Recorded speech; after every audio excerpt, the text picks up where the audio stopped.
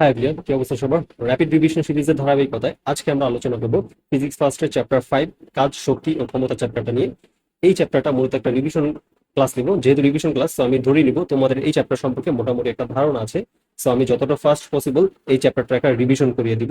So এই চ্যাপ্টারে যা যা নিয়ে আলোচনা করবো সেটা হচ্ছে যে টপিকগুলো আছে মোটামুটি আমি ট্রাই করবো সবগুলো টপিক নিয়ে আলোচনা করার। এটা মূলত আমার একটা স্টুডেন্টেরই দিয়ে আমার নিজের তৈরি লেকচার নোট। সো এই লেকচার নোটে মোটামুটি চ্যাপ্টারে যা যা ইম্পর্টেন্ট টপিক আছে সবকিছু ইনক্লুডেড করা আছে।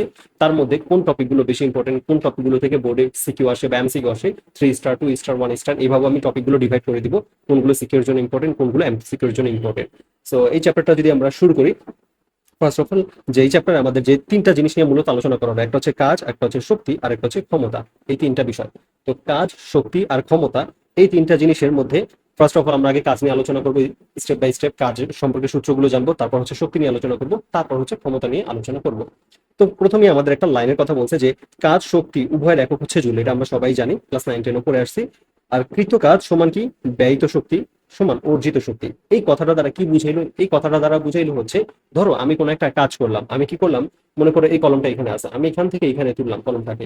এর ফলে ধরো আমার বডি থেকে 100 জুল কাজ, মানে আমি 100 জুল কাজ করলাম, এর ফলে কি হলো, আমার বডি থেকে 100 জুল শক্তি ব্যয় হলো। এটা হচ্ছে ব্যয়িত শক্তি। ফার্স্টে আমি 100 জুল কাজ করছি, 100 জুল কাজ করছি, তারপর এই 100 জুল কাজ আমার বডি থেকে ব্যয় হয়েছে। দেন ওই 100 জুল শক্তিটা এই কলমটার মধ্যে অ্যাজ এ বিভব শক্তি ওর মধ্যে সঞ্চিত হয়েছে বা অর্জিত হয়েছে।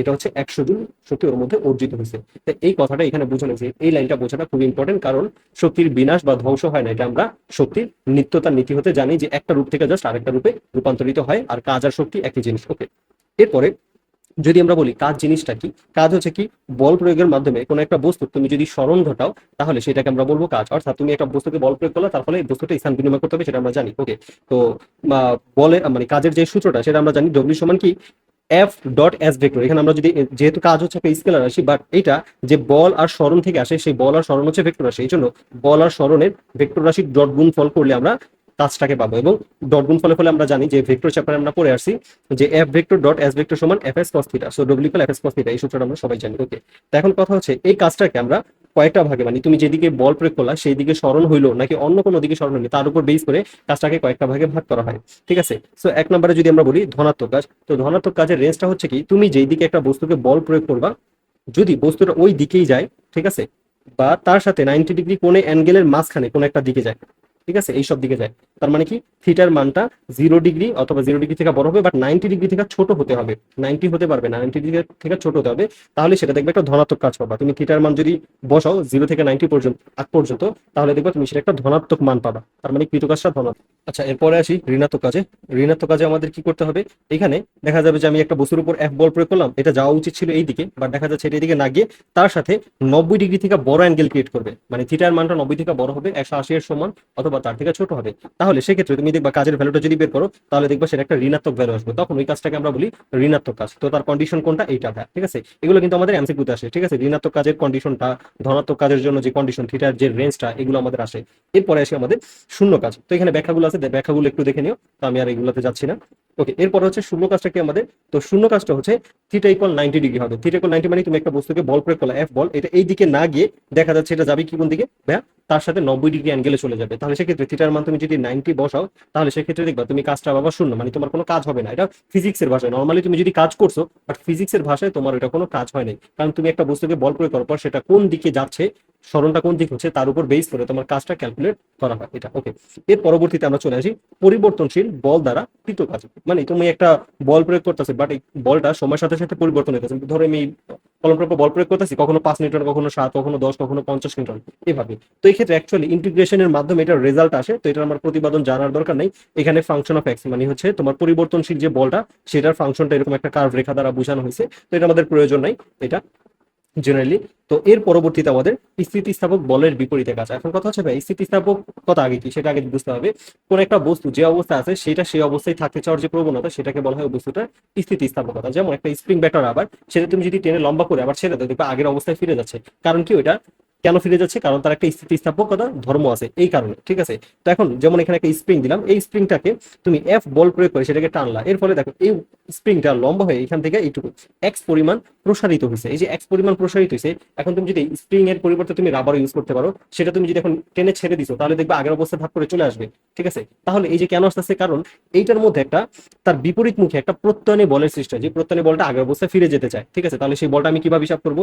এক্ষেত্রে এফ ইজ প্রপোর্শনাল টু প্রথমত এক্স, মানে তুমি যত বেশি স্মরণ ঘটাবা, প্রসারিত বা সংকুচিত করবা, তত তার মধ্যে বল সঞ্চিত হবে, এবং এইটা বল আর স্মরণের দিকটা বিপরীত হয়, দ্যাটস এখানে একটা মাইনাস আছে। তো এখানে আমি সমানুপাতিক চিহ্ন হলে এফ ইকুয়াল মাইনাস কে এক্স, প্রত্যেকটা জিনিসের পরিচিতি আছে, যেখানে এফ হচ্ছে আমাদের কি স্থিতিস্থাপক বল। ঠিক আছে, বা আমার যে স্প্রিংটার মধ্যে সৃষ্ট প্রত্যয়নী বল বলতে পারি এটা। তারপর হচ্ছে কে ইকুয়াল কি স্প্রিং বল বা স্প্রিং ধ্রুবক। স্প্রিং ধ্রুবক মানে কি, একটা স্প্রিং এর ক্ষেত্রে এটা ধ্রুবকের একক হচ্ছে নিউটন পার মিটার। মনে করো 500 নিউটন পার মিটার। এটা দ্বারা কি বোঝায়? এটা দ্বারা বোঝায় একটা স্প্রিংকে তুমি যদি 1 মিটার সংকুচিত বা সম্প্রসারিত করো, তাহলে তার মধ্যে 500 নিউটন বল প্রত্যয়নী বলের সৃষ্টি হবে। ঠিক আছে, এটা ওকে। তারপর একটা হচ্ছে স্মরণ, মানে কতটুকু প্রসারিত বা সংকুচিত করলা তার সাম্য অবস্থান বা নর্মাল অবস্থান থেকে। ওকে, এরপরে আসি সূত্র, কাজের সূত্র। তুমি এই স্প্রিংটাকে যে প্রসারিত করলো, তাহলে তার মধ্যে কতটুকু বিভব শক্তি সঞ্চিত হইলো, সেই ঠিক তত পরিমাণে তুমি একটা কাজ করছো, কারণ কৃত কাজ সমান ব্যয়িত শক্তি। ওকে, তাহলে সেই কাজটা বা ওইটার মধ্যে অর্জিত যে শক্তি, সেটা ডব্লিউ ইকুয়াল কি পাবো? Half of K X square. So এখানে কে আর এক্স এর পরিচয় অলরেডি লেখা আছে, প্লাস অলরেডি আমি বলে ফেলছি। এরপরে এটা খুবই ইম্পর্টেন্ট, এই সূত্রটা, এটা ইম্পর্টেন্ট বলের, এটা মোটামুটি ইম্পর্টেন্ট সূত্র, যেটা আমাদের এমসিকিউতে কাজে লাগে। ঠিক আছে, আর কাজেরটা মাঝে মধ্যে সিকিউতে গ নাম্বারে চলে আসতে পারে। ঠিক আছে, একটা স্প্রিং এর জন্য যে কৃত কাজটা। ওকে, এরপরে আসি অভিকর্ষ বলের বিপরীতে কাজ। তো অভিকর্ষ বলের বিপরীতে কাজটা আমাদের কিভাবে কি করতে হবে? অভিকর্ষ বলের বিপরীতে কাজটা হচ্ছে, তুমি একটা পৃথিবীতে একটা বস্তু আছে, যদি আমরা একটু দেখি একটু, পৃথিবীর উপরে যে একটা বস্তু আছে, তো এই বস্তুটাকে আমি কি করলাম? উপরে নিয়ে গেলাম এই উচ্চতায়। তাহলে সেক্ষেত্রে আমার কি করতে হবে? অবভিয়াসলি এই যে এখান থেকে উপরে যদি আমি নিয়ে যাই, তাহলে আমার অভিকর্ষ বলের বিপরীতে টেনে উপরে নিয়ে যেতে হবে। তাহলে সেক্ষেত্রে সেই কাজটা যদি এটা ইন্টিগ্রেশনের মাধ্যমে সমষ্টিটা আসে, বাট আমাদের এখন প্রতিপাদনে কিভাবে আসলো সেটা জানা দরকার নেই। যেই মেইন সূত্রটা সেটা হচ্ছে W equal GMM H divided by R into R plus H, যেখানে এইচটা হচ্ছে তুমি ভূপৃষ্ঠ থেকে কত উপরে নিয়ে গেলে, যে এটা যদি ভূপৃষ্ঠ হয় এখান থেকে তুমি কতটুকু উপরে নিয়ে গেলা সেইটা, সেই এইচ এর মানটা বসাবা। আর আমরা জানি পৃথিবীর ব্যাসার্ধ সবকিছু ধ্রুবপদ, নিচে নাম মান লেখা আছে। জি হচ্ছে আমরা জানি মহাকর্ষীয় ধ্রুবক। ঠিক আছে, এম হচ্ছে পৃথিবীর ভর, আর ছোট এম হচ্ছে এই বস্তুটা, যে বস্তুটাকে আমি উপরে উঠাইলাম সেটার ভর। ওকে, তো প্রত্যেকটা জিনিসের পরিচিতি এখানে লেখা আছে। ওকে, এর পরবর্তীতে আমরা কোন একটা বস্তুকে এই অবস্থান হতে তুমি যদি বি অবস্থানে নিয়ে যাও, মানে পৃথিবীর এই অবস্থান থেকে আরেকটা অবস্থানে নিয়ে গেলা, তাহলে সেক্ষেত্রে তুমি কতটুকু কাজ করবা সেটা কিভাবে পাবা? কিন্তু কাজ সমান G M M into 1/RB minus 1/RA। এটা এটা এগুলো কম ইম্পর্টেন্ট বাট খুব একটা আসে না, মাঝে মধ্যে আসে, গ নাম্বারে দেখা যায় মাঝে মধ্যে আসতে পারে। ঠিক আছে, বাট খুব বেশি ইম্পর্টেন্ট না। ওকে, এটা তো এখানে হচ্ছে আরবি, আর আরে হচ্ছে কি সেন্টার থেকে কোন বিন্দুটা দূরত্ব কত, প্রত্যেকটাই যে শেষ দূরত্ব আদি দূরত্ব কোনটা কত, মানে সেন্টার থেকে তার দূরত্ব কত, সেটা আমি ইউজ করলে, এই সূত্রটা ইউজ করলে পেয়ে যাবো। ওকে, এর পরবর্তীতে আমরা নেক্সট টপিকে দেখি শক্তি। তো শক্তি হচ্ছে কি, আমাদের এতক্ষণ আমরা কাজ নিয়ে আলোচনা করছি, আমি বলছি কিন্তু যে এই চ্যাপ্টারটার মেইন 3টা পার্ট, কাজ, শক্তি, ক্ষমতা। সো ফার্স্টে আমরা কাজ নিয়ে আলোচনা করলাম এবং আমরা একটু শক্তি সম্পর্কে জানি। তো শক্তিটা কি ভাইয়া? শক্তি হচ্ছে কাজ করার সামর্থ্যকে শক্তি বলে, এটা আমরা সবাই জানি। কাজ করার মানে কোনো একটা বস্তু যদি কাজ করার সামর্থ্য থাকে, তাহলেই সেটাকে শক্তি বলবে। এখন সেই মানে আমরা জেনারেলি যান্ত্রিক শক্তি সম্পর্কে যদি একটু জানি, কারণ আমার যান্ত্রিক শক্তি হচ্ছে কোন একটা বস্তুর মধ্যে যে বিভব শক্তি আর গতি শক্তি, এই দুইটা শক্তির যে সমষ্টি, এই টোটাল শক্তিটার একত্রের সমষ্টিটা কি বলা হয়? যান্ত্রিক শক্তি। ঠিক আছে, এটা। এর পরবর্তীতে যদি আমরা দেখি গতি শক্তি, গতি শক্তিটা কি ভাইয়া? কোন একটা বস্তুর গতির কারণে তার মধ্যে যে শক্তি অর্জিত, এখানে আছে কোন বস্তুর গতির কারণে তার মধ্যে কাজ করার যে সামর্থ্য অর্জিত হয়, যেহেতু কাজ করার সামর্থ্যকে শক্তি বলে। সো একটা বস্তু গতিশীল আছে, এর ফলে কি এটা যদি কাউকে এসে ধাক্কা দেয়, তাহলে কিন্তু সেটা ছিটকে যাবে। তার মানে কি, তার একটা কাজ করার সামর্থ্য অর্জিত হয়েছে কেন? গতির কারণে, গতির কারণে। তাকে আমাদের বলা হবে গতি শক্তি। এই সংজ্ঞাগুলো অবভিয়াসলি মুখস্থ করবা, সংজ্ঞাগুলো ইম্পর্টেন্ট। ঠিক আছে, এগুলো ক নাম্বারের জন্য সংজ্ঞাগুলো আমাদের ইম্পর্টেন্ট, যদিও খুব একটা আসে না ইন্টারে এত সহজ সংজ্ঞা, তারপরও কনসেপ্টের জন্য মনে রাখা উচিত। ওকে, এরপরে হচ্ছে আমাদের গতিশক্তির সূত্র, এটা আমরা সবাই জানি, এই equal half of M V square, এটা নিয়ে আলোচনা করলাম না, একদম ইজি। তো এখানে সবকিছু পরিচয় আছে। ওকে, এর পরবর্তীতে আমাদের গতিশক্তি আর ভরবেগের মধ্যে সম্পর্ক। সো আমরা জানি গতিশক্তি equal half of M V square, আবার ভরবেগ P equal M V. So এই দুইটা সূত্র, এই দুইটা সূত্র একটার সাথে আরেকটা আমি মিক্স আপ করে প্রতিপাদন করতে পারি। যেমন এখান থেকে আমি কি লিখতে পারি? বাই ভি ইকুয়াল কি পি ডিভাইডেড বাই এম, এরকম ভাবে। তো এই একটার জায়গায় আরেকটা আমি যদি মান বসাই, তাহলে আমি প্রতিপাদন করে, এখানে প্রতিপাদনটা দেওয়া আছে, প্রতিপাদন করে একটা সূত্র পেতে পারি, যেখানে P equal 2 × divided by V. মানে এখানে তিনটা রাশি দেখো, ভরবেগ, গতিশক্তি আর বেগ আছে।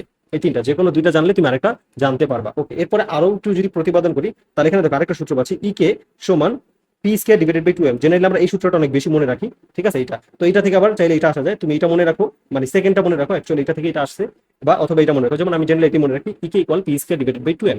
এখানে কি ইকেটা হচ্ছে ভাইয়া গতিশক্তি, আর এমটা হচ্ছে আমার বস্তুর ভরটা, আর পিটা হচ্ছে ভরবেগ। তো এর মধ্যে সিমিলারলি তুমি যে কোনো দুইটা জানলে আরেকটা জানতে পারবা। এটা আমাদের এই সূত্রটা থেকে আমাদের মাঝে মধ্যেই গ নম্বরে আসে, যেমন 2022 বোর্ডে মেবি একটা গ নম্বরে কোয়েশ্চেন আসছিল এটা থেকে। ওকে, এর পরবর্তীতে এখানে দেখো একটা নোট আকারে একটা কথা বলে দিছি, ভরবেগ, গতিশক্তি, ভরবেগ, মানে এই যে চারটা রাশি আছে, এই চারটা রাশির যে কোনো তুমি যদি দুইটা জানো তাহলে তুমি বাকি দুইটা জানতে পারবা। তো এই কথাটা মনে রাখবা, আর এই সূত্র দুইটা মনে রাখবা, এই সূত্রটা আর এই সূত্রটা মনে রাখবা। আর প্রতিপাদনটা দেখলে তুমি নিজেও প্রতিপাদন করে মনে রাখতে পারবা। ওকে, এরপরে চলে আসে আমাদের বিভব শক্তিতে ভাইয়া। তো বিভব শক্তিটা কি আমাদের, এটা আমরা জানি কোন একটা বস্তুর অবস্থা বা অবস্থানের পরিবর্তনের কারণে তার মধ্যে যে কাজ করার সামর্থ্য অর্জিত হয়। মানে কি, এই বস্তুটা এখানে আছে, এটা থেকে আমি এখান থেকে উপরে নিয়ে গেলাম, তাহলে এটাকে যদি ছেড়ে দিই এটা আবার ধাপ করে নিচে পড়ে যাবে, তাহলে তার মধ্যে একটা কাজ করার সামর্থ্য অর্জিত হলো, ঠিক আছে।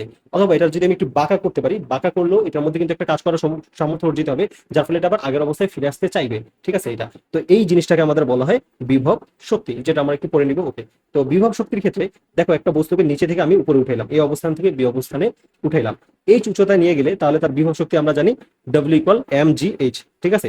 বা ইপি ইকুয়াল, আমরা বিভব শক্তিকে জেনারেলি ইপি দ্বারা প্রকাশ করি, যেখানে আছে ই দ্বারা বোঝায় হচ্ছে এনার্জি, আর পি দ্বারা বলা পোটেনশিয়াল, মানে পোটেনশিয়াল এনার্জি বা বিভব শক্তি, পি ইকুয়াল এম জি, যেখানে এইচটা হচ্ছে আমাদের কি ভাইয়া, এইচটা হচ্ছে আমাদের উচ্চতা, আর এম আর জি এটা তো আমরা জানি ভর, আর হচ্ছে অভিকর্ষ ত্বরণ, প্রত্যেকটা জিনিসের পরিচয় নিচে দেয়া আছে। ওকে, এর পরবর্তীতে আমরা চলে যাই অবস্থান পরিবর্তন। তো অবস্থার পরিবর্তনের ফলে এটা, এই যে প্রথমে আমি বলছি যে বিভব শক্তি হচ্ছে ভাই, এখানে একটা কথা দেখো, অবস্থা আর অবস্থানের পরিবর্তন, এই দুইটা কথা বলছি। তো আমি প্রথমে এটা এই যে ইপিকল এমজি যে সূত্রটা পড়লাম, এই বিভব শক্তিটা হচ্ছে তার অবস্থানের পরিবর্তন, মানে এক জায়গা থেকে আমি আরেক জায়গায় নিয়ে গেছি, তার ফলে তার মধ্যে কতটুকু বিভব শক্তি অর্জিত হলো সেটা, এটা এক নাম্বার কেস গেল, এটা এক নাম্বার কেস। দুই নাম্বার আরেকটা কেস, এইভাবে আমরা এক নাম্বার দুই নাম্বার বোঝাটা ইম্পর্টেন্ট।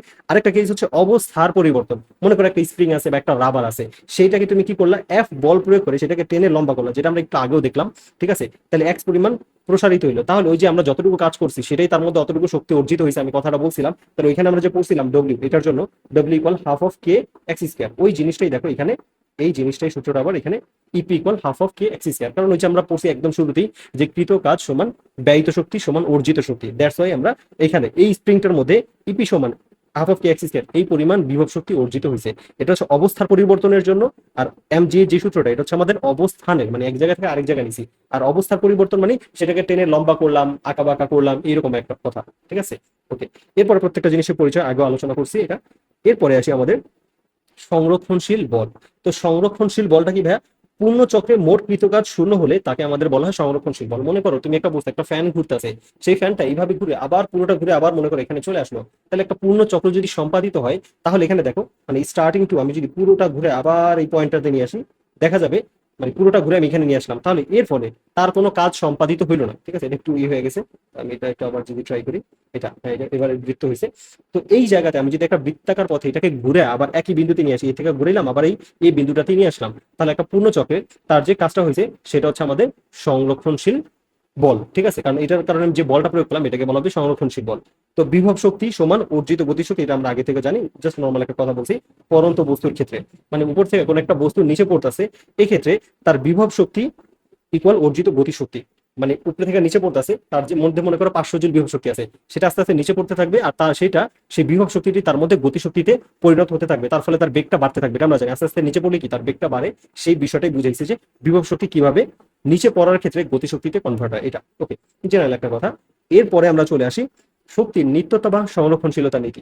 সো এটা আমরা জানি শক্তির নিত্যতা বা সংরক্ষণশীলতা নীতি ক্লাস 9-10 পড়ে আসছি, যে কি শক্তির বিনাশ বা সৃষ্টি নেই, শক্তি কেবল শুধুমাত্র একটা রূপ থেকে আরেকটা রূপে রূপান্তরিত হতে পারে। তো এই জিনিসটা এখানে বলা হয়েছে। ওকে, তাহলে এখানে আমাদের দেখো তিনটা বিন্দু নিয়ে আলোচনা করা হয়েছে এখানে, যে এই এ একটা বিন্দু, এখান থেকে উপর থেকে নিচে বস্তুটা পড়তেছে, মাঝামাঝি একটা পয়েন্ট, সেটার আমি নাম দিলাম বি। এরপরে একদম ভূমিতে পড়ার যে মোমেন্ট, ভূমিতে টাচ করার একদম মোমেন্টটা, ওই টাইম নাম, ওই মোমেন্টটার নাম দিলাম আমি সি। ওকে, এখন এই তিনটা বিন্দুর একটা দেখো উপর থেকে নিচে পড়তেছে, আরেকটা নিচে থেকে উপরে নিক্ষেপ করা হয়েছে, দুইটা কেস, উপর থেকে নিচে পড়তে পারে, ঠিক আছে, এটা হচ্ছে পরন্ত বস্তু, আর নিচে থেকে উপরে মারলাম এইভাবে, এটা হচ্ছে আমাদের নিক্ষিপ্ত বস্তু। ওকে, এখন আমরা যদি দেখি এইখানে একটা কথা মনে রাখবা যে গতিশক্তি প্লাস বিভব শক্তি সমান ধ্রুবক। ধ্রুবক মানে কি একটা নির্দিষ্ট মান, মনে করো এই বস্তুটার জন্য গতিশক্তি আর বিভব শক্তির যে টোটাল সমষ্টিটা, এই এ বি সি তিনটা পয়েন্টই সেই মানটা ফিক্সড সেম, সেই জন্য বলা হয়েছে, বলছি আমি কি ধ্রুবক, মানে একটা নির্দিষ্ট মান আসবে টোটাল গতিশক্তি আর বিভব শক্তির মানটা প্রত্যেকটা বিন্দুর জন্য, প্রত্যেকটা বিন্দুতে মোট শক্তিটা আর কি। ওকে, তো এটা আমরা প্রমাণ করবো, আমাদের শক্তি নিত্যতা এটাই প্রমাণ করতে হবে যে এবিসি প্রত্যেকটা বিন্দুতে মোট শক্তি একই থাকবে, অর্থাৎ ধ্রুবক মান। তো একটা একটা করে পড়ি, আমরা দেখবো প্রথমে পরন্ত বস্তু, তারপর নিক্ষিপ্ত বস্তুটা দেখবো। তো ফার্স্ট অফ অল পরন্ত বস্তু, এটা ভাই ক্লাস 9-10-এ পড়ে আসছে, আমি একদম শর্টলি বলে দিচ্ছি। এইখানে এই বিন্দুতে যখন একটা বস্তু থাকে তার মধ্যে বিভব শক্তি সর্বোচ্চ থাকে, কারণ সে সর্বোচ্চ উচ্চতায় আছে, কিন্তু সে যদি স্থির, এই জন্য তার গতিশক্তিটা 0 থাকে। কিন্তু যখন সে পড়তে থাকে মাঝামাঝি একটা পয়েন্টে, মাঝামাঝি এই পয়েন্টটাতে তার বিভব শক্তি আছে, গতিশক্তি আছে। হয়তো এখানে কি তার পুরোপুরি বিভব শক্তি ছিল 500 জুল, আর এটা ছিল 0। এখানে আসার পর হয়তো বা তার বিভব শক্তি হয়ে গেছে সাপোজ 300, আর গতিশক্তি হয়ে গেছে হয়তো 200। তারপর আবার নিচে আসার পর তার গতিশক্তি সর্বোচ্চ একদম পড়ার আগ মোমেন্টে, তখন গতিশক্তি হয়ে গেছে 500, বাট বিভব শক্তি হয়ে গেছে 0। এবার দেখো প্রত্যেকটা মোমেন্টই তার যে টোটাল শক্তিটা, টোটাল কিন্তু 500ই থাকতেছে, টোটাল প্রত্যেকটা মোমেন্টে টোটাল 500। ঠিক আছে, টোটাল 500। এটাই হচ্ছে আমাদের শক্তির নিত্যতা পরন্ত বস্তুর ক্ষেত্রে। তো এই ক্ষেত্রে আমাদের যেটা শর্টকাট বইতে মনে রাখবো যে আচ্ছা, এখানে আমাদের মূলত নিত্যতার ক্ষেত্রে এটা জাস্ট আমরা প্রমাণ করব, প্রত্যেকটা বিন্দুতে আমরা ইপি কে বের করব, দুইটা যোগ করব, তারপর মোট শক্তিটা যে আসবে ই সমান ইপি প্লাস ইকে। এই যে এটার মাধ্যমে আমরা কি যান্ত্রিক শক্তি সমান কি বিভব শক্তি প্লাস গতি শক্তি, এটার মাধ্যমে আমরা প্রমাণ করবো প্রত্যেকটা বিন্দুতে মোট যান্ত্রিক শক্তি সমান, মানে মোট শক্তি একই। এটাই হচ্ছে আমাদের শক্তি মানে নিত্যতা নীতি বা সংরক্ষণশীলতা নীতি। আচ্ছা, এরপর এখানে দেখাইছি আমি প্রত্যেকটা বিন্দুতে যে কিভাবে কি বের করবো, তো এগুলো একটু দেখলে তোমরা বুঝতে পারবা, নোটটা পেয়ে যাবা। এরপরে যদি আমরা দেখি যে হচ্ছে পরন্ত বস্তুর জন্য, ঠিক আছে, তো পরন্ত বস্তুর ক্ষেত্রে আমাদের কি পরন্ত, আচ্ছা না পরন্ত না, সরি, এটা আমাদের বা নিক্ষিপ্ত, এটা আমাদের পরন্ত। আচ্ছা, হ্যাঁ হ্যাঁ, এই সূত্রগুলো আগে, নিক্ষিপ্ত বস্তুটা আমরা পরে পড়তেছি, যে 2 নম্বর এখানে। আগে একটু এখানে পরন্ত বা নিক্ষিপ্ত বস্তু মানে উপরে আপ ডাউনের ক্ষেত্রে কোন একটা বস্তুর ক্ষেত্রে সেই সূত্রগুলো আমরা একটু জেনে নিব। সূত্রগুলো কি, যেমন এখানে দেখো আমরা এগুলো পড়ে আসছি ভাই, ভি ইকুয়াল কি, ওই যে এই সূত্রটা আসছে কোথা থেকে ভাই, ওই যে ভি ইকুয়াল ইউ প্লাস এটি, তাই না? তো এখানে আমরা জানি যে যখন আমাদের বেসিক যে গতিচাপের সূত্রগুলো পড়ছি, সেখানে ত্বরণ এর জায়গায় যদি আমি জি বসা দিই, আর তোমার হচ্ছে এস, সরণ এস এর জায়গায় যদি আমি এইচ বসা দিই, তাহলে পরন্ত বস্তু বা নিক্ষিপ্ত বস্তু মানে উপরে নিচে এইভাবে আপ ডাউন করবে, সেই বস্তুর ক্ষেত্রে আমরা সূত্রগুলো পেয়ে যাব। তো পরন্ত বস্তু আর নিক্ষিপ্ত বস্তুর ক্ষেত্রে আমাদের সূত্রগুলো পেয়ে গেছি। বাট সেক্ষেত্রে কি পরন্ত বস্তুর ক্ষেত্রে ভাই জিটা পজিটিভ হয়, মানে ধনাত্মক ত্বরণ হয়, কারণ জিটা তার নিজের দিকে টাইনা নিচে নামাইতেছে। বাট নিক্ষিপ্ত বস্তুর ক্ষেত্রে কিন্তু ভাই মন্দ নয়, কারণ বস্তুটা আস্তে আস্তে বেগ কমতেছে। এই জন্য দেখো নিক্ষিপ্ত বস্তুর ক্ষেত্রে সেম সূত্রটা, জাস্ট মাইনাস, সেম সূত্রটা, জি এর আগে মাইনাস চলে আসে, যেখানে যেখানে জি আছে সেখানেই আগে মাইনাস চলে আসে। এই হচ্ছে ডিফারেন্স। পরন্ত বস্তুর ক্ষেত্রে মানে জি যখন যেখানে থাকবে সেটা পজিটিভ হবে, আর নিক্ষিপ্ত বস্তুর ক্ষেত্রে মানে নিচে থেকে উপরে মারবো তখন নেগেটিভ হবে, কারণ সেক্ষেত্রে আস্তে আস্তে মন্দন হয়, মানে বেগ কমতে থাকে, দ্যাটস ওয়াই। ওকে, এরপরে আসে নিক্ষিপ্ত বস্তু, 2 নাম্বার টপিক আমাদের যে শক্তির নিত্যতার দুইটা, একটা পরন্ত বস্তু বললাম, এক নিক্ষিপ্ত বস্তু, মানে নিচে থেকে এই বস্তুটাকে উপরে নিক্ষেপ করছি। তো এখানেও ভাই সেম, যেখানে আমি নিক্ষেপ করছি ওই মোমেন্টে আমার গতিশক্তি সর্বোচ্চ ছিল, বিভব শক্তি ছিল 0। ঠিক আছে, মানে ধরো এটা 500 আর এটা 0 ছিল। আর এখানে সর্বোচ্চ উচ্চতা উঠতে তার বেগের মান 0 হয়ে যাবে, তার ফলে তার গতিশক্তিটা 0 হয়ে যাবে, আর বিভব শক্তি হয়ে যাবে সর্বোচ্চ উচ্চতায় তার বিভব শক্তি সর্বোচ্চ, মানে এখানে 500 হয়ে যাবে, কিন্তু টোটাল যে মোট শক্তি সেটা সেম থাকবে, এটা ওকে। এর পরবর্তীতে আসে আমাদের সরল ছন্দিত গতি। তো সরল ছন্দিত গতিটা কি ভাইয়া, এই যে এই জায়গাতে আমাদের হচ্ছে একটা বস্তু, সরল ছন্দিত গতি হচ্ছে একটা সরল রেখা বরাবর এইভাবে স্পন্দিত হতে থাকবে, এইভাবে, এই যে এইভাবে স্পন্দিত হতে থাকবে। ঠিক আছে, এই যে আমি কলমটা যেভাবে আপ ডাউন করতেছি এই রকম ভাবে স্পন্দিত হতে থাকবে। যদি এরকম একটা সরল রেখা বরাবর স্পন্দিত হইতে থাকে, তাহলে সেটাকে আমরা বলবো সরল ছন্দিত গতি। ওকে, তো এখানে হচ্ছে মাঝখানে মিডল পয়েন্ট হচ্ছে সাম্যাবস্থা, এই পয়েন্টে তার বেগের মান সর্বোচ্চ হয়, কর্নার পয়েন্ট গুলোতে গিয়ে সে থেমে যায় আস্তে আস্তে, এই জন্য তার কর্নার পয়েন্ট গুলোতে বেগের মান 0। আর যেখানে বেগের মান 0 সেখানে গতিশক্তিও 0, দ্যাটস ওয়াই সেখানে বিভব শক্তি সর্বোচ্চ, কারণ এই জায়গাটাতে তোমার সরণ ও সর্বোচ্চ, সাম্যাবস্থা থেকে যে তুমি কতটুকু দূরে গেলা সেটা হচ্ছে সরণের মান এক্স, তো এটা সর্বোচ্চ হয়। তো এইভাবে আমরা হচ্ছে বিভব শক্তি আর গতিশক্তি বের করতে পারি। তো এখানে বিভব শক্তিটা কি আমাদের half of K X square, যেটা আমরা আগেও পড়ে আসছিলাম যে স্প্রিং এর ক্ষেত্রে ওইটা এখানে ইউজ হয়েছে। আর গতিশক্তিটা কি হবে half of M V square. এখন কথা হচ্ছে ভাইয়া, এই যে আমরা এটা পড়লাম গতিশক্তিটা, এখন যদি আমি বেগ না জানি, আমি শুধুমাত্র সরণ এক্স এর মান জানি, তাহলে কিভাবে করবো? তাহলে একটা সূত্র আছে, ইকে সমান হাফ অফ কে ইন্টু এই স্কয়ার মাইনাস এক্স স্কয়ার। এখন কথা হচ্ছে ভাই এখানে এটা কি, যে এটা লিখলেন এটা কি, এটা হচ্ছে তোমার সর্বোচ্চ সরণ। এই যে একদম মানে তোমার হচ্ছে মিডল পয়েন্টটা যে আছে সাম্যাবস্থা, সেই সাম্যাবস্থা থেকে একদম কর্নার পয়েন্ট পর্যন্ত গেল, এই পর্যন্ত কি এটা এক্স ম্যাক্স না, মানে সর্বোচ্চ সরণ। এই সর্বোচ্চ সরণটা কি বলা হয়? এ, মানে বিস্তার বলা হয়। এটাই হচ্ছে আমাদের এ সর্বোচ্চ যে সরণটা, একদম সাম্যাবস্থা থেকে কর্নার পয়েন্ট পর্যন্ত, এই যে এ লিখে দিচ্ছি। ওকে, এরপরে আসে আমাদের সরল দোলকের ক্ষেত্রে। সরল দোলক মানে মনে করো একটা বিন্দুতে, আমি একটা বিন্দুতে একটা রশিতে একটা দোলক আমি ঝুলাই দিলাম। তো একটা রশিতে একটা দোলক যদি আমি ঝুলাই দিই, তাহলে আমার কি হবে ভাই, একটা দোলক ঝুলাই দিলে সেই দোলকটা দুলতে থাকবে, এইভাবে দুলতে থাকবে। এই দোলকটা দোলার ক্ষেত্রে সেক্ষেত্রে আমাদের ওই যে যে সরল দোলন গতি ওইটার মধ্যে কিছুটা কাজ করবে। কর্নার পয়েন্ট গুলোতে বেগ আর শূন্য হবে, দ্যাটস ওয়াই গতিশক্তি শূন্য, কারণ এখানে এসে থেমে যায়, দেন আবার এদিকে আবার চলাচল করে আবার এখানে এসে থেমে যায়, দেন আবার এদিকে এইটুকুর মধ্যে এভাবে আপ ডাউন করতে থাকে। ওই যে ঘড়ির নিচে যে আমাদের দোলক ঘুরে ওইভাবে ওইরকম।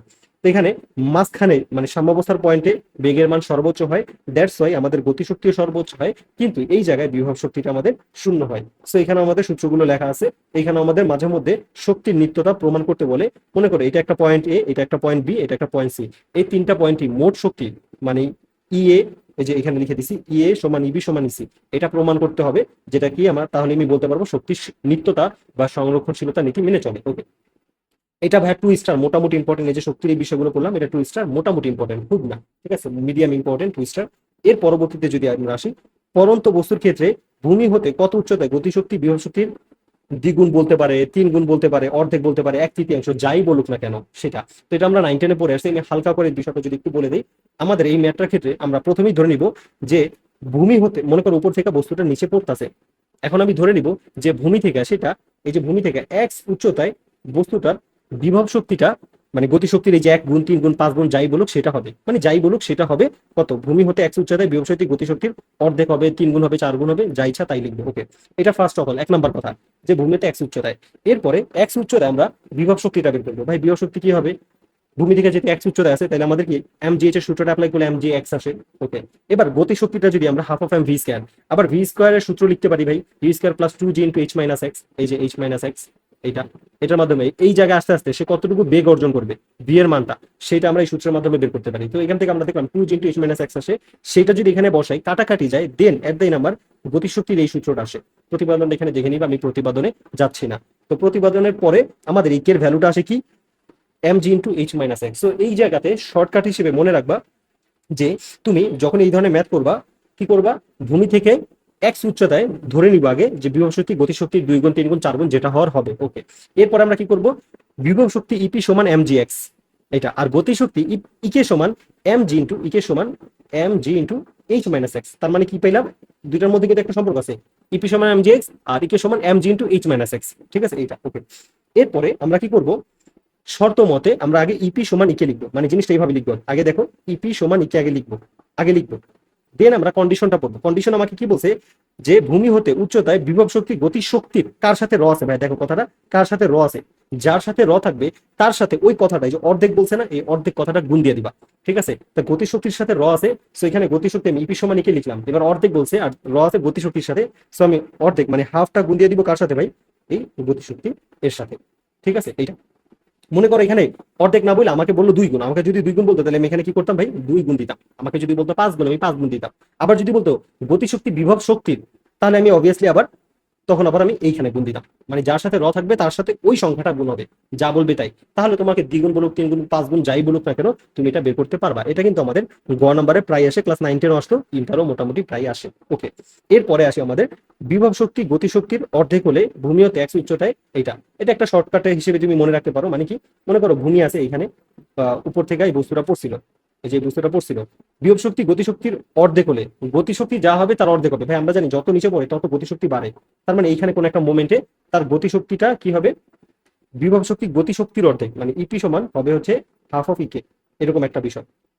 তাহলে এই ক্ষেত্রে দেখো এইটা যা হবে এটা কিন্তু তার দ্বিগুণ হবে, ঠিক আছে। তো এটা যদি এক্স হয় এটা হবে 2x, তার মানে টোটাল হবে কত, 3x। তাহলে 3x সমান যদি এইচ হয় তাহলে এক্স সমান কত আসে ভাই, h/3 না, এইভাবে অ্যাকচুয়ালি শর্টকাটটা আসছে, ঠিক আছে। তো এটা মুখস্থ রাখতে পারো এমসিকিউ এর জন্য, ঠিক আছে, হালকা করে বলে দিলাম। আচ্ছা, এরপরে আমরা আসি ভাই, এরপরে আমাদের শক্তির বিষয়টা গেল, ঠিক আছে, শক্তির বিষয়টা গেল। এবার আমরা পড়বো কি, ক্ষমতার বিষয়টা।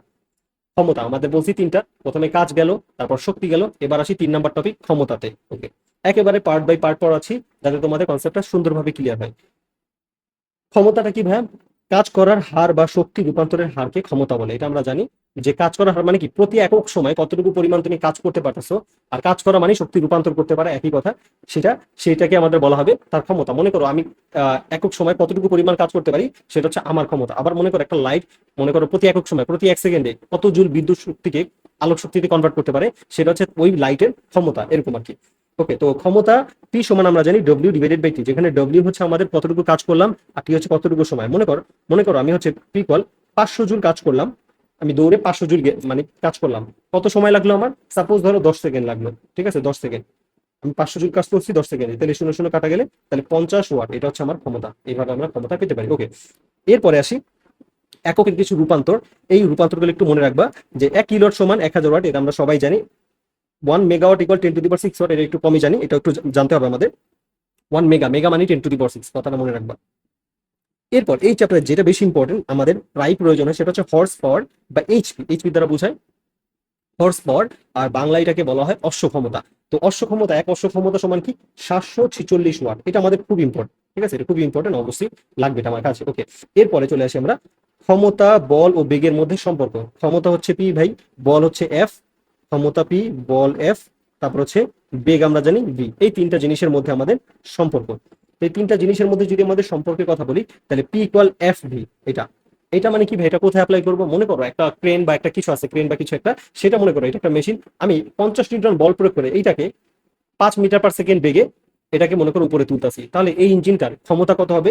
পি ইকুয়াল কি 50 নিউটন বল প্রয়োগ করতেছি, এবং এর ফলে এই বস্তুটাকে 50 নিউটন বল প্রয়োগের ফলে এটা কত বেগ উপরে উঠতেছে। ধরো একটা লিফট মনে করো 50 নিউটন, অনেক কম বললাম বাট ধরলাম আর কি, 50 নিউটন বল প্রয়োগ করলাম, এর ফলে এটা 5 মিটার/সেকেন্ড বেগে উপরে উঠতেছে। তাহলে সেক্ষেত্রে তার ক্ষমতা কি হবে? 50 গুণ 5 250 ওয়াট। এটা হচ্ছে ওই লিফটের ক্ষমতা। যদি এটা অনেক কম মান ধরছি, জাস্ট ফর এক্সাম্পল বোঝানোর জন্য।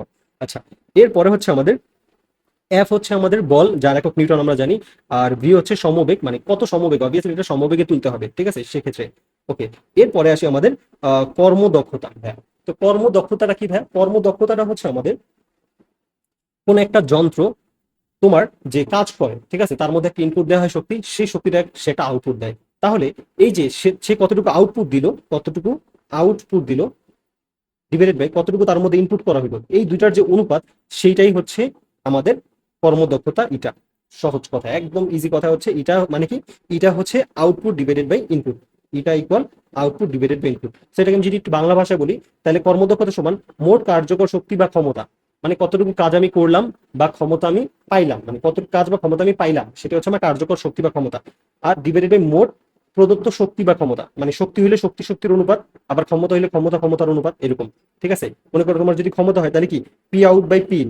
আউট মানে পি আউটপুট, মানে কতটুকু ক্ষমতা তুমি পাইলা, ডিভাইড বাই পিন মানে কতটুকু ক্ষমতা তুমি ইনপুট হিসেবে দিলা। ঠিক আছে, মনে করো একটা লাইট আছে, সেই লাইটের মধ্যে মনে করো হচ্ছে 100 ওয়াটের লাইট, 100 ওয়াট তার মধ্যে ইনপুট দেওয়া হলো, বাট সে আলো দিতেছে হচ্ছে আউটপুট হিসেবে 60 ওয়াট। তাহলে সেক্ষেত্রে তার কি হবে, যে এটা সমান কি হবে ভাই, এটা সমান হবে 60 ওয়াট ডিভাইডেড বাই 100 ওয়াট, ঠিক আছে, ইন্টু 100%। এটাকে পার্সেন্টেজ দিয়ে প্রকাশ করার জন্য, অনুপাতটা মূলত হচ্ছে আমাদের কর্মদক্ষতা, আর সেটাকে পার্সেন্টেজ দিয়ে প্রকাশ করার জন্য আমরা 100% গুনতে। ঠিক আছে, তো 100 কাটা গেলে দেখা যাবে আমার 60%।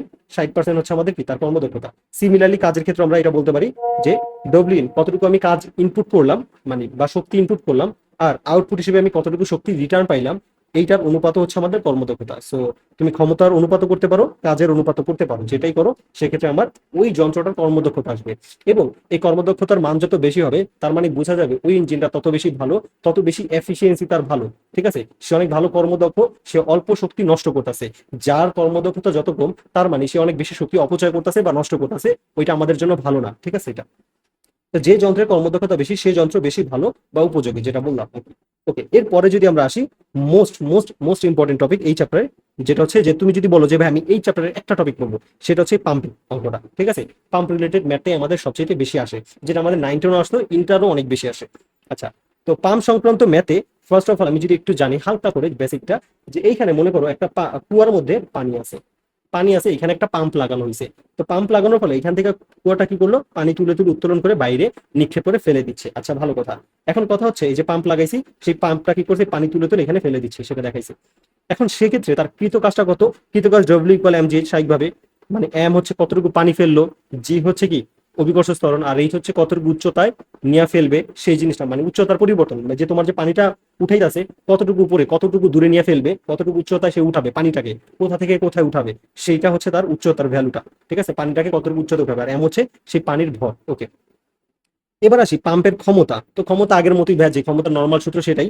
আরেকটা কথা মনে রাখবা, আমরা যে কতটুকু এই পাম্পের ক্ষেত্রে যে কাজটা করে, সেই কাজটা মনে করো বের করলা, ডব্লিউ ইকুয়াল এমজিএইচ, এটা দিয়ে যে তুমি বের করবা, সেটার মাধ্যমে তুমি যে ক্ষমতা পাবো, ক্ষমতা সমান আমরা জানি কাজ ডিভাইডেড বাই সময়। তো এখানে যে ক্ষমতা পাবা, এটা কখনো ইনপুট পাবা না, ইনপুট হচ্ছে ওর মধ্যে দেওয়া হয়েছে, আর তুমি যে কাজ পাইছো ডব্লিউ ইকুয়াল এমজিএইচ, এটা হচ্ছে তুমি আউটপুট হিসেবে পাইছো। তো ওই আউটপুট কাজ থেকে তুমি যে ক্ষমতাটা পাবা, সেটা হচ্ছে পি আউট। মানে হচ্ছে কি ক্ষমতার আউটপুট বা পাওয়ার অফ আউটপুট পাওয়ার, তোমার কতটুকু ক্ষমতা তুমি পাইলা, ঠিক আছে, প্রাপ্ত ক্ষমতা যেটাকে আমরা বলতে পারি। ওকে, এরপরে আসি। তো এটাকে আমরা চাইলে এটাকে লিখতে পারি ডব্লিউ জায়গায় এমজিএইচ বসায় দিতে পারি। তো এটা আমাদের আসলো।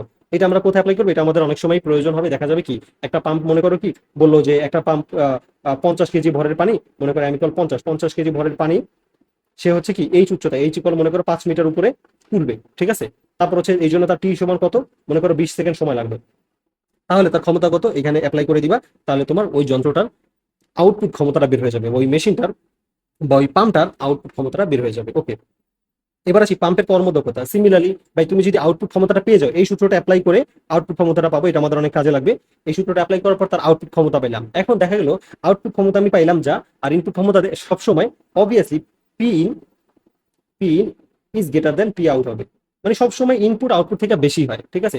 কোনো সাধারণ যত বাস্তব যন্ত্র আছে, কোনো যন্ত্রই মানে যতটুকু ইনপুট দিব 100%, মানে মনে করো 500 জুল ইনপুট দিলাম, একদম 500 জুল আমি আউটপুট পাবো, বা 500 ওয়াট ইনপুট দিলাম, 500 ওয়াট ক্ষমতায় আউটপুট পাবো, এমন কোনো যন্ত্র হয় না। তারা কিছু না কিছু শক্তির অপচয় করে বা ক্ষমতার অপচয় করে। এটা এই জন্য আমাদের ইনপুটটা সবসময় আউটপুট থেকে বড় হয়। আর আউটপুট তো কখনো বড় হওয়া পসিবলই না, আউটপুট সাধারণত বাস্তব ক্ষেত্রে সমানই হয় না। আর বড় হওয়া তো পসিবলই না, মানে তুমি যা ইনপুট দিলা তার থেকে বেশি আউটপুট পাবা, এটা বাস্তব ক্ষেত্রে কখনো সম্ভবই হয় না স্বাভাবিকভাবেই, কারণ শক্তি তো সৃষ্টি হয় না, তা আসবে কোথা থেকে? তোমার তো ইনপুট দিবা, সেখান থেকে আউটপুট। এমন কথা হচ্ছে তাহলে ইনপুট দিলাম, সব কেন পাইলাম না? কারণ কিছু শক্তি অপচয় হয় বলতে অন্য শক্তিতে কনভার্ট হয়, অপচয় হয় বলতে নষ্ট হয় না। জিনিসটা হচ্ছে কি, মনে করো একটা বিভব শক্তি, বিদ্যুৎ শক্তি আছে, 100 জুল বিদ্যুৎ শক্তি আমি দিলাম, ঠিক আছে। সে 100 জুল বিদ্যুৎ শক্তিটা দেখা গেল সে 60 জুল আলোক শক্তি আমাকে দিল, বাকি 40 জুল কি করলো? সে দেখা গেল তাপ শক্তি উৎপন্ন করছে না, লাইটটা গরম হয়েছে না, তার মানে ওইটা হচ্ছে তার তাপ শক্তিতে কনভার্ট হয়ে গেছে, ঠিক আছে। ওইখানে কিন্তু আসলে তার যে মানে শক্তিটা অপচয় হয়ে গেছে বা নষ্ট হয়ে গেছে, বিষয়টা এমন না। এটা হচ্ছে কথা। আচ্ছা, তো এখানে প্রত্যেকটা জিনিসের পরিচিতি দেওয়া আছে যে পি আউট কার্যকর ক্ষমতা, ভাই পি ইন হচ্ছে প্রদত্ত ক্ষমতা, ঠিক আছে, মানে কতটুকু ক্ষমতা দেওয়া হলে সেটা ইনপুট। আর এইচ হচ্ছে কার্যকর উচ্চতা, মানে কতটুকু উপরে নিয়ে এখানে কার্যকর উচ্চতা বলার রিজন আছে, সেটা একটু নিচে গেলেই বুঝবো। যে ভাই তুমি একটা পাম্পের উপরে মনে করো পানি তুলবা, ঠিক আছে। এই পাম্পের উচ্চতা যদি এইচ হয়, এইচ ইকুয়াল মনে করো 10 মিটার, তুমি 10 ধরতে পারবা না। এখানে যে তুমি ইউজ করবে এইচ এর জায়গায় 10 ইউজ করবে এমন হয় না, ঠিক আছে। 10 ইউজ করতে পারবে না, সেটা আমি একটু পরেই করবো, যে এইচটা কত ইউজ করতে হবে। এইখানে হচ্ছে মেইন ট্রিক্স। এই চ্যাপ্টারে মানে পাম্পের টপিকটাতে সবাই ভুল করে এই উচ্চতার জায়গাটাতে, উচ্চতার জায়গায় ভুল করার কারণে দেখা যায় মেটা মিলাতে পারে না, ঠিক আছে। বিভিন্ন কন্ডিশন দেয়, সেই ক্ষেত্রে এইচ এর মান চেঞ্জ হয়, ঠিক আছে। তুমি যে এইচ এর মান পুরো ইউজ করে দিবে এমন কখনো হয় না। এই জন্যই বলা হয়েছে কার্যকর উচ্চতা, মানে ওই কেজে যেই কথাটা বলছে সেই কেজে তোমার কোন উচ্চতাটা কাজ করবে বা কোন উচ্চতাটা কার্যকর, সেই জিনিসটাই আমার সেখানে ইউজ করতে হবে। মানে আলতু ফালতু তুমি মন মতো ইউজ করে দিলা, তাহলে কিন্তু আমাদের হবে না এটা। এর পরবর্তীতে যদি আমরা দেখি যে পানির ভর নির্ণয়, তো এখান থেকে একটু পানির ভরটা এমন হচ্ছে, পানির ভরটা আমরা নির্ণয় করা যদি শিখি, মনে করো একটা কুয়াটা হচ্ছে একটা সিলিন্ডার আকৃতি। আমরা তো জানি কুয়া যদি হয় তাহলে সেটা একটা সিলিন্ডার আকৃতি। যদি মনে করো নর্মাল চতুর্ভুজ আকৃতির মানে ঘনক আকৃতির চৌবাচ্চা দেয়, তাহলে সেখানে তো আমরা ওই যে দৈর্ঘ্য গুণ প্রস্থ গুণ উচ্চতা, ঠিক আছে, এটা দিয়ে তো আমরা তার আয়তন বের করতে পারবো। এটা ভি ইকুয়াল এটা, ঠিক আছে। এখন কথা হচ্ছে সিলিন্ডার আকৃতির ক্ষেত্রে আমরা জানি কি ঘনত্ব ভি ইকুয়াল কি পাই আর স্কোয়ার এইচ। এই সূত্রের মাধ্যমে তার আয়তন বের করতে হবে। যে কোনোটার তুমি তার মধ্যে কতটুকু পরিমাণ পানি আছে সেটা জানার জন্য অবভিয়াসলি তোমার আগে তার আয়তন জানতে হবে। সিলিন্ডারের ক্ষেত্রে আয়তনের সূত্র এটা, আর ঘনকের ক্ষেত্রে ঘনক মানে চতুর্ভুজাকৃতির যে ঘনক, এই যে ঘনক হয়, ঠিক আছে। তো ঘনকের ক্ষেত্রে তার আয়তনের সূত্র এটা। ওকে, আয়তন জানলাম, তাহলে পুয়া সিলিন্ডার আকৃতির বস্তু এটা। তারপর হচ্ছে ঘনত্ব রো ইকুয়াল আমরা জানি এম বাই ভি, তাহলে পানির ভর এম ইকুয়াল কি হবে রো ভি। এই সূত্রটা আমাদের লাগবে, যেখানে রো হচ্ছে কি ভাই পানির ঘনত্ব, রো ইকুয়াল জানি আমরা 1000 কেজি/মিটার কিউব, যেটা এখানে বলে দিছি। আর ভি হচ্ছে ওই কুয়ার বা তোমার যদি ঘনক বলে সেই ঘনকের সেটা আয়তনটা, ঠিক আছে। তাহলে আমি কি করতে পারবো? তাহলে আমি পানির ভরটা পেতে পারবো। আর কুয়া বললে তো আমাদের হচ্ছে সাধারণত সিলিন্ডার আকৃতির, এই সূত্রটাই অ্যাপ্লাই করতে হবে। ওকে, তো এইভাবে আমি কি করতে পারবো? পানির ভরটা পাবো। এই জন্য কি কি লাগবে? রো তো আমাদের মুখস্থ 1000 কেজি/মিটার কিউব, জাস্ট আমার ঘন আয়তনটা লাগবে, দেন রো আর আয়তনটা গুণ করলে আমি পানির ভর কত কেজি পানি আছে সেটা পেয়ে যাবো। ওকে, এরপরে আমরা চলে আসি। এটা কিন্তু আমি খেয়াল করে এই যে আমি আয়তনটা বের করছি, এই আয়তনটা কিন্তু আমি পুরোটার জন্য বের করছি, মানে আমি ধরছি পুরো কুয়াটা পূর্ণ আছে। এখন মনে করো পুরো পুরো কুয়াটা যদি পূর্ণ না থাকা, অর্ধেক কুয়া পূর্ণ থাকতো, তাহলে এখানে কিন্তু এইচ হইতো না, এখানে এইচ এর জায়গায় এইচ ডিভাইডেড বাই 2। কারণ ভাই যদি অর্ধেক পূর্ণ থাকে, এইচ এর অর্ধেক পরিমাণ পূর্ণ থাকে, তাহলে আমি তো এইচ এর জায়গায় এইচ এর পুরোটা যদি আমার এইচ হয়, তাহলে আমি কি h/2টাই অবভিয়াসলি ইউজ করবো। যে আয়তনটার এইচ এর জায়গাতে অবভিয়াসলি আমি h/2 ইউজ করবো, ঠিক আছে। দেন আমি আয়তনটা ইউজ করবো, এইভাবে করে দিব। অথবা চাইলে অনেকে এইভাবে করে, দেখা যায় কি আয়তন পুরোটা বের করে তাকে অর্ধেক করে দেয়, মানে v/2। এটা না করে তুমি চাইলে v/2 এটাও করতে পারো, মানে আয়তন বের করে তাকে অর্ধেক করে দিলাম, যদি অর্ধেক মানে অর্ধপূর্ণ কুয়ার কথা বলে। আবার মনে যদি থাকে 4/1 ভাগ পূর্ণ আছে, তার মানে আয়তনটাকে 4/1 ভাগ করে দিবা, অথবা উচ্চতাটাকে 4/1 ভাগ করে দিবা, যেটাই করো। কারণ কি V is proportional to by H, এরা পরস্পর সমানুপাতিক, কোনো প্রবলেম নেই, যেটা কি ভাগ দাও। ওকে, এরপরে আসি কুয়ার কার্যকর উচ্চতা নির্ণয়। তো তো ভাই কুয়ার কার্যকর উচ্চতা নির্ণয়ের ক্ষেত্রে আমাদের এটা হচ্ছে কার্যকর এইচ এর মানটা নির্ণয়, এটা হচ্ছে মোস্ট ইম্পর্টেন্ট টপিক, ভালো মতো বুঝো। ঠিক আছে, এই জায়গায় আমি চিত্রের মাধ্যমে বুঝাইছিলাম, আমি যখন স্টুডেন্টকে বুঝাইছিলাম একদম বেসিক থেকে এটা কিভাবে কাজ করে সেই জিনিসটা। তো আমি এখন যেহেতু এটা একদম রিভিশন ক্লাস, তো আমি এত ডিটেলসে যাব না, আমি জাস্ট এটা শর্টকাটটা কিভাবে তাড়াতাড়ি নির্ণয় করা যায় সেটাই বলে দিব। ঠিক আছে, তো এখানে শর্টকাটটা খুব একটা মনে হয় উল্লেখ করা হয়নি, বাট আমি শর্টকাটটা উল্লেখ করে দিব। তো এখানে হালকা করে যদি বলি যে কেন এরকম হয়, মানে পুরো এইচটা কেন ব্যবহার হয় না, সেটা যদি হালকা করে বলি, দেখো নিচে থেকে একটা পানি তুলবে, পাম্প যখন তুলবে, এই পানিটা ফার্স্টে নিচে থেকে তোলা লাগে না, মনে করি এটা যখন পূর্ণ থাকে তখন পানি সে আপার লেভেলে, মানে পাইপের মধ্য দিয়ে পানি এই মুখ পর্যন্ত পাইপের মধ্য দিয়ে তার উঠে থাকে, তখন সে উপর থেকে জাস্ট ফেলে দেয়। কিন্তু যত আস্তে আস্তে তার পানি লেভেলটা নিচে নামে তখন সে আরেকটু নিচে থেকে ফেলে, আস্তে আস্তে পানির লেভেলটা একটু নিচে নামে, সে আরেকটু নিচে থেকে উপরে উঠে ফেলতে হয়, আরো নিচে নামলে আরো নিচে থেকে পানি উপরে, মানে উপরে উঠে ফেলতে হয় আর কি, উপরে মানে এই লেভেল পর্যন্ত আনতে পারলে তার পানিটাকে ফেলতে পারবে সে। এটা তাহলে দেখো যত খালি হইতাছে তত তার নিচে থেকে পানি উপরে উঠাইতে হইতাছে, আর যখন ভরা থাকে তখন কিন্তু তার অনেক উপর থেকে পানি ইজিলি ফালা দিতে পারতেছে। তার মানে প্রত্যেকটা মোমেন্টে তার কাজের পরিমাণ সেম না। দ্যাটস ওয়াই সেক্ষেত্রে টোটাল এইচটা হিসাব করতে পারো না, কারণ তুমি টোটাল এইচ হিসাব করলে মনে হবে কি তুমি সব পানি এই জায়গা থেকেই উঠাইতেছো, বাট সব পানি তো এখানে উঠানো লাগতেছে না, শুরুর দিকে তো তুমি উপর থেকে ইজিলি ফেলে দিতে পারতেছো, এই জন্য আমার এইচটা টোটাল হয় না। ওকে, জাস্ট রিজনটা বললাম, আমি আর ব্যাখ্যা গেলাম না। এরপরে এখানে একটা বিষয় আমি যে জি এর মান বের করছি, এটা হচ্ছে ভরকেন্দ্র। পানি যতটুকু ভরা থাকবে ঠিক তার মধ্যবিন্দুতে জি এর মানটা মানে ভরকেন্দ্রটা থাকে। ওকে, তাহলে এখানে শর্টকাটটা কি? শর্টকাটটা হচ্ছে মনে করো একটা পূর্ণ কুয়ার ক্ষেত্রে এটা পুরোপুরি খালি করবা, একটা পূর্ণ কুয়া আছে এটাকে একদম সম্পূর্ণ খালি করে ফেলবা, তাহলে সেক্ষেত্রে তুমি এইচটা কি ইউজ করবা? এইচ, এখানে বড় হাতের এইচ বলতে আমি বুঝেছি সম্পূর্ণ কুয়াটার যে উচ্চতা, এটাকে আমি বড় হাতের এইচ বুঝেছি, আর ছোট হাতের এইচ দ্বারা কার্যকর উচ্চতা মানে যে উচ্চতাটা আমি ব্যবহার করবো সূত্রে সেটা। ওকে, তো এইখানে আমাদের এইচ সমান কি হবে? এখানে আমি মানে শর্টকাটটা যদি আমি একটু বলে দিই, যে এইচ সমান হচ্ছে খালি, মানে খালি অংশ, খালি অংশ প্লাস ভরা অংশ, ভরা অংশ, খালি অংশ প্লাস ভরা অংশ ডিভাইডেড বাই 2, এটা হচ্ছে আমাদের সূত্র। এটা একটু লিখে রাখতে পারো, স্ক্রিনশট নিয়ে রাখতে পারো বা লিখে রাখো, আমি বলবো এটা এখানে যেহেতু লেখা নেই, আমি অন্য ওয়েতে বুঝাইছিলাম চিত্রের মাধ্যমে, বাট শর্টকাটের মাধ্যমে এইভাবেই করো। তো এই যে খালি অংশ প্লাস ভরা অংশ ডিভাইডেড বাই 2, তো এটা যদি এখানে করি, ভাই এখানে খালি অংশ, উপরে কোনো খালি অংশ আছে না ভাই, পুরোটাই তো ভরা, খালি অংশই নেই, তার মানে এইচ ইকুয়াল কি হবে? খালি অংশ 0 প্লাস ভরা অংশ, ভাই এটার কতটুকু ভরা আছে? ভাই পুরোটাই তো পানি দিয়ে ভরা, এইচ পরিমাণ, তাহলে এইচ ভরা অংশ আছে এইচ, কারণ যেহেতু, আর শুধু ভরা থাকলেই হবে না, যতখানি ভরা আছে বাট তুমি খালি করবা, বিষয়টা এরকম, যতখানি ভরা আছে তুমি খালি করবা, এটা পুরোটাই ভরা ছিল এবং আমি পুরোটাই খালি করবো, সো ভর অংশ হচ্ছে এইচ ডিভাইডেড বাই 2, সো আমার এট দ্য এন্ড রেজাল্ট আসলো এইচ বাই 2। সো এখানে দেখো এই যে এইচ বাই 2, সো আমার তারপর হচ্ছে ডব্লিউ এম জি অ্যাপ্লাই করবা, যেখানে ছোট হাতের এইচটা হচ্ছে আমাদের এই এইচ বাই 2 এর ভ্যালুটা। ওকে, একটা গেল।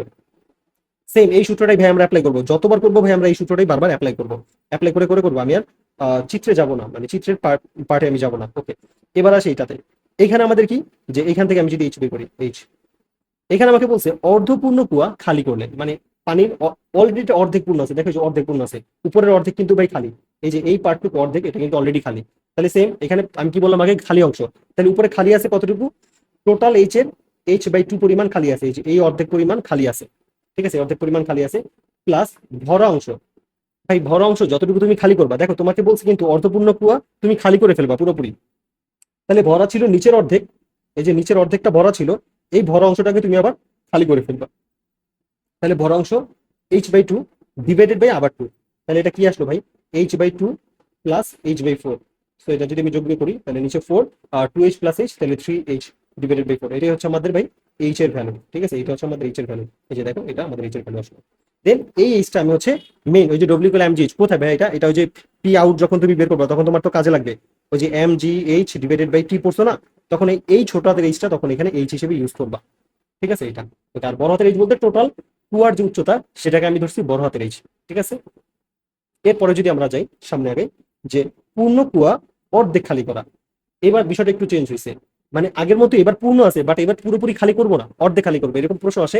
দেখা যায় একটা কুয়া লাগে, মানে পাম্প লাগাইছিল, ঠিক আছে, বা মোটর লাগাইছিল, সেই মোটরটা অর্ধেক পানি খালি করছে, দেন মোটরটা নষ্ট হয়ে গেছে, দেন আরেকটা মোটর লাগাইছে, তাহলে আমার তো প্রথমেই করতে হবে যে প্রথম মোটরটা কতটুকু কাজ করছে বা তার ক্ষমতা কি ছিল সেটা আমার জানতে হবে। তো আমি জানতে চাই কতটুকু কাজ করছে আগে সেটা, তাহলে সেক্ষেত্রে কি সেম আবার ভাই এই যে কুয়া খালি অংশ, ভাই এখানে খালি আছে না? কোনো খালি নেই, জিরো, প্লাস ভরা অংশ, ভরা অংশ আমি বলছিলাম কি ভরা কতটুকু ধরবা? ভরা অংশ যতটুকু তুমি খালি করবে, এবার কিন্তু ভরা আছে পুরোটা, তাহলে কি পুরোটা তুমি এইচকে ভরা অংশ ধরবা? না ভাই, পুরোটাকে কিন্তু ভরা অংশ ধরবা না, তুমি ভরা অংশ যতটুকু খালি করবা, ভাই ভরা আছে পুরোটা বাট আমি খালি করবো কত? এইচ বাই 2 না, তাহলে ওইটুকুকে আমি ভরা অংশ হিসেবে ধরবো সব জায়গাতেই, যতটুকু ভরা আছে বাট তুমি খালি করে ফেলবা সেটা। তো আমি এবার খালি করবো এইচ বাই 2, তাহলে আমার ভরা অংশের জায়গায় এইচ বাই 2, আর সূত্র অনুযায়ী নিচে আবার 2, তাহলে আমাদের কি আসলো, H/4। ঠিক আছে, দেখো এই যে H/4, এইচ এর মান যে H/4 ছিল সেটা পেয়ে গেলাম। ওকে, এবার আসি 4 নাম্বার একটা কেস। আমি কয়েকটা কেস, যেমন অনেকগুলো কেস হতে পারে ভাই, তুমি বাকিগুলো নিজেই পারবা, আমি 4-5টা কেস নিয়ে আলোচনা করছি। অর্ধপূর্ণ কুয়া অর্ধেক খালি করা, এগুলোই জেনারেলি সবচেয়ে বেশি আসে আর কি, প্রয়োজন হয়। এবার দেখো, এটা এবার আসে অর্ধপূর্ণ, মানে অর্ধেক পূর্ণ অবস্থায় আছে, আর আমি খালিও করবো তার অর্ধেক। মানে সহজ কথায় অর্ধেক H/2 পরিমাণ, এই যে H/2 পরিমাণ আমার পূর্ণ আছে, কিন্তু আমি খালি করবো H/4 পরিমাণ আমি খালি করব। তাহলে আমার H সমান কি, ওই যে আগের মতো ভাই, খালি অংশ খালি প্লাস ভরা /2। তাহলে ভাই খালি অংশ কতটুকু আছে ভাই, দেখো খালি উপরের H/2 পরিমাণ ভাই খালি আছে, এই যে H/2 পরিমাণ খালি আছে, তাহলে H/2। ওকে, প্লাস এবার আছে ভাই ভরা কতটুকু, দেখো তো ভাই, ভরা আছে আমাদের হচ্ছে ভরা আছে, আমি বলছি কি ভরা আছে, বাট তুমি খালি করবা, তুমি তো খালি করবা ভাই অর্ধেক, ভরা আছে অর্ধেক, বাট তুমি তো খালি করবা H/4 তার অর্ধেক। মানে তুমি ভরা H/4 ধরবা, নট H/2। তুমি কতটুকু খালি করবা সেটা ধরবো, অবভিয়াসলি বারবার বলে দিচ্ছি, /2। দেন এটা যোগ করে দাও, H/2 প্লাস এটা হচ্ছে H/8 হয়ে যায়। তাহলে আমাদের এখানে কি আসতেছে ভাই, 8, এটা হচ্ছে 4H plus H, 5H, 5H। তাহলে H এর ভ্যালুটা আসলো কত আমার, 5H/8। ঠিক আছে, এটা দেখো সূত্র চলে আসবে। তাহলে তুমি কি এবার WH ইকুয়াল mgh সূত্র অ্যাপ্লাই করলে এই পাম্পের জন্য কতটুকু কাজ করবে, মানে একটা পাম্প যদি লাগাও, সেই পাম্পটা একটা অর্ধপূর্ণ কুয়াকে অর্ধেক পরিমাণ খালি করতে গেলে এই পরিমাণ কাজ করবে, যে W ইকুয়াল mgh, যেখানে এইচটাকে এইভাবে বের করে নিবা, এইচটাই বের করাই মেইন ম্যাটার করে, কারণ এইচটা বের করাই বারবার চেঞ্জ হয়, বাকি সবকিছুতে সেমই থাকে, বাকি সব সূত্র সেম, বাট এইচ এর ভ্যালুটা বারবার কি কন্ডিশন দিচ্ছে তার উপর বেস করে কিন্তু চেঞ্জ হয়, এই জন্য আমাদের এটা খেয়াল রাখতে হবে। ওকে, এরপর এখানে কিছু টপিকের কথা বলছি, ইম্পর্টেন্ট টপিক, এই চ্যাপ্টারে কোন কোন টপিকগুলো বেশি ইম্পর্টেন্ট সেটা। তো আমি এটা আগে একটু আরেকটু বিষয় আছে, এগুলো একটু হালকা দেখা নেই। প্রথমে দেখো ভাইয়া মাত্রা। মাত্রাটা কি ভাইয়া, মাত্রা হচ্ছে যে আমাদের যে এককগুলো থেকে আমি কিভাবে মাত্রা কনভার্ট করি সেটা একটা শর্টকাট শিখিয়ে দিচ্ছি। অনেকে আমরা মাত্রা মুখস্থ রাখি, বাট এইটা দেখার মাধ্যমে তুমি মাত্রার মুখস্থ রাখা লাগবে না, তুমি যে কোনো একটা একক জানো, তার যদি এসে একক জানো তাহলে তুমি তার মাত্রা জানতে পারবা। তাহলে এখানে দৈর্ঘ্যের একক, মানে দৈর্ঘ্যের একক হচ্ছে আমার মিটার, এটা আমরা জানি, সেটাকে যদি মাত্রায় লিখি তাহলে বড় হাতের এল লিখবা, মানে মিটারের জায়গায় বড় হাতের এল লিখবা। ভরের একক হচ্ছে কেজি, ওই কেজি এসে একক কেজির জায়গায় তুমি বড় হাতের এম লিখবা মাত্রা লেখার সময়। ওকে, তারপর তোমার সময় এস, সেকেন্ডে, এস মানে সেকেন্ড, সেই সেকেন্ডের জায়গায় মাত্রা লেখার সময় তুমি বড় হাতের টি লিখবা। এই তিনটা কথা জানলেই জেনারেলি আমরা মাত্রা লিখতে পারি। ওকে, তো এখানে দেখো ভরবেগ, ভরবেগ পি ইকুয়াল এমভি, আমি কনভার্ট করে দেখাইছি। এম এর একক হচ্ছে কেজি, আর বেগের একক কি মিটার পার সেকেন্ড। তাহলে আমি এখান থেকে যদি মাত্রায় কনভার্ট করি, বাই কেজি এর পরিবর্তে আমার কি আসবে, এম বড় হাতের এম, মিটারের পরিবর্তে আসবে কি বড় হাতের এল, আর সেকেন্ডের পরিবর্তে আসবে বড় হাতের টি ইনভার্স 1, যা আছে তাই। এইটা হচ্ছে আমার মাত্রা, দেখো এই যে মাত্রাটা। ওকে, বলের মাত্রা, বল এফ ইকুয়াল এম এ, তো এটার একক তো ভাই আমরা জানি নিউটন, না নিউটন থাকলে হবে না, এটাকে মৌলিক এসআই এককে ভাঙতে হবে। নিউটন তো হচ্ছে যৌগিক একক, মৌলিকে ভাঙো আগে। তাহলে এটার যদি ভাঙিয়ে F equal M A, kg metre second inverse 2। So এখানে এবার কেজি এর জায়গায় এম বসাইলাম, মিটারের জায়গায় এল বসাইলাম, আর সেকেন্ডের জায়গায় টি বসাইলাম, সেকেন্ড ইনভার্স 2 ছিল তো টি ইনভার্স 2। দ্যাটস ইট, মাত্রায় কনভার্ট হয়ে গেল। এরপর দেখি কাজের, কাজ W equal F S. So এটা আমার মৌলিক এককে কনভার্ট করতে হবে, এটা আরো ভাঙো, এফ ইকুয়াল আবার এম এ, এটাকে আরো ভাঙলাম। তাহলে মিটারের একক হচ্ছে কেজি, ত্বরণের একক হচ্ছে মানে ত্বরণ আমরা জানি এটা একক মিটার সেকেন্ড ইনভার্স 2, আবার সরণ এস এর একক হচ্ছে আবার মিটার। তো এখান থেকে আমি যে এককটা পাইলাম এস একক, সেটাইটা পাইলাম। আগে তোমার এরকম মৌলিক এস এককে কনভার্ট করতে হবে, দেন আগের মতো কেজি এর পরিবর্তে এম, মিটারের পরিবর্তে এল, আর সেকেন্ডের পরিবর্তে ভাই টি। দ্যাটস ইট, হয়ে গেল। তাহলে তোমার মাত্রা কনভার্ট যা আছে হুবহু জাস্ট সুইচ করে দিলাম মাত্রা। ক্ষমতার ক্ষেত্রে exactly similar, P equal W by T. So এখানে যে কাজের যে এককটা সেটা আমি ডিরেক্টলি লিখলাম, সেটাকে টি মানে সময় একক সেকেন্ড দ্বারা ভাগ করলাম, তাহলে এটা আসে। সো এটাকে আমি মাত্রায় দেন কনভার্ট করে দিলাম। তো এইভাবে আমাদের আসলে মাত্রা মুখস্থ করা লাগে না, মুখস্থ করতেই পারো তুমি চাইলে, ঠিক আছে, বাট মুখস্থ করলে আমাদের অনেক সময় কনফিউশনে আমরা ভুল করে ফেলি, ঠিক আছে। এই যে দেখো, যেমন হচ্ছে কি ক্ষমতার মাত্রা আর কাজের মাত্রা অনেক কাছাকাছি, একটা হচ্ছে টি ইনভার্স 2, একটা টি ইনভার্স 3, এরকম কনফিউশন হয়, তখন আমরা ভুল করে ফেলি। সো এটা যাতে ভুল না করি এটাই। ওকে, আচ্ছা, তো এখন আমরা এই বিষয়, এই চ্যাপ্টারের মোস্ট ইম্পর্টেন্ট টপিকগুলো একটু যদি জেনে নিই, কি কি টপিকগুলো আমাদের জন্য বেশি ইম্পর্টেন্ট। এক নাম্বার আমি আগেই বলে দিচ্ছি, এই চ্যাপ্টারে সবচেয়ে বেশি ইম্পর্টেন্ট হচ্ছে পাম্প সংক্রান্ত যে ম্যাথগুলো, পাম্প কুয়া চৌবাচ্চা সংক্রান্ত যে ম্যাথগুলো আসবে সেটা। এখানে কি আসবে ভাইয়া, এখানে গ নাম্বারে জেনারেলি তোমাকে মনে করো হচ্ছে কি ওই পাম্পটা কতটুকু কাজ করলো, যে ডব্লিউ এর মানটা, ডব্লিউ ইকুয়াল এমজিএইচ, এই মানটা বের করতে বলবে। অথবা এটা থেকে তোমার ওই যে পি আউট, পি আউট সমান কি ভাই, পি আউট সমান ওই যে এমজিএইচ ডিভাইডেড বাই টি, এটা বের করতে বলবে। গহ নাম্বারে হচ্ছে তোমার বড় বড় ম্যাথ দিবে, মানে ডিসিশন রিলেটেড ম্যাথ। মনে করো কোন একটা পাম্প খালি করা ধরছে, অর্ধেক খালি করে নষ্ট করছে, আরেকটা পাম্প যুক্ত করছে, দেন তোমাকে বলবে এই দুইটা পাম্পের ক্ষমতাটা নিয়ে কম্পেয়ার করো, যে প্রথম পাম্প আর দ্বিতীয় পাম্পের ক্ষমতাটা একই রকম কিনা। মনে করো বা প্রথম পাম্পের ক্ষমতা দ্বিতীয় পাম্পের দ্বিগুণ, এরকম কিছু একটা কথা বলবে, ঠিক আছে। বা প্রথম পাম্পের কত সময় লাগলো, মনে করো একটা পাম্প অর্ধেক খালি করছে, একটা কুয়া আছে, প্রথম অর্ধেক খালি করছে একটা পাম্প, মনে করো পুরোপুরি পূর্ণ ছিল, প্রথম অর্ধেক খালি করছে একটা পাম্প, 1 নাম্বার পাম্প অর্ধেক খালি করছে, ঠিক আছে, দ্বিতীয় পাম্প বাকি অর্ধেক খালি করছে, তাহলে তোমাকে এবার প্রশ্ন করবে যে দুইটা পাম্পের কার কতটুকু সময় লাগবে, সেই সময়ের একটা কম্পেয়ার করতে বলবে। তো এইরকম ডিসিশন রিলেটেড বা জিনিসগুলো ভাবে চাইবে। ওকে, এরপরে যদি আমাদের যেটা আসে সেটা হচ্ছে সরল দোলক, স্প্রিং, বিভব শক্তি, গতিশক্তি ও শক্তির নিত্যতা। মানে শক্তির নিত্যতার ক্ষেত্রে সরল দোলক, স্প্রিং, এর যে বিভব শক্তি গতিশক্তি আমরা শিখছি, গতিশক্তি সমান হাফ, বিভব শক্তি সমান half of K X square, গতিশক্তি half of K into square minus X square, ওই সূত্রগুলো ইউজ করে আমাদের শক্তির নিত্যতাকে প্রমাণ করতে হবে। এটা মোটামুটি জিনিসটা বলতে পারো। এরপরে আরেকটা আছে ঢালু রাস্তায় উঠা বা নামার ক্ষেত্রে কৃত কাজ ও শক্তির নিত্যতা। ঠিক আছে, মানে এরকম একটা ঢালু রাস্তা, যদি এখানে আমি টপিকটা অ্যাড করি নাই আসলে, ওইটা ছিল, করানো হয়েছিল, তো এখানে ওইটা একটা ছোট টপিক, ওইটা দেখলে তোমরা পারবা যে একটা ঢালু রাস্তার ক্ষেত্রে সেখানে একটা বস্তু এবার উপরে ওঠা বা নিচে নামার ক্ষেত্রে সেক্ষেত্রে কিভাবে কাজ করে। ঠিক আছে, তার হচ্ছে মনে করো সেক্ষেত্রে কতটুকু তুমি কাজ করলা, সে কত ধরনের নিচে নামবে বা কতটুকু বল প্রয়োগ করে তাকে উপরে উঠানো যাবে, এই সব বিষয় নিয়ে আমাকে, অথবা এখান থেকে একটা বল গড়ায় গড়ায় পড়তে পড়তে এখানে আস্তে আস্তে তার বেগ কত হবে, ঠিক আছে, এরকম কিছু বিষয় নিয়ে ঢালু রাস্তার ক্ষেত্রে আমাদের ম্যাথ আসে। ঠিক আছে, এরকম থিটা কোণের একটা ঢালু রাস্তার ক্ষেত্রে। ঠিক আছে, সো আজকের জন্য এতটুকুই ভাই, নেক্সট কোন টপিকের ভিডিও চাও সেটা কমেন্টে জানাতে পারো, দেখা হবে পরবর্তী কোনো ভিডিওতে। Till then, tata.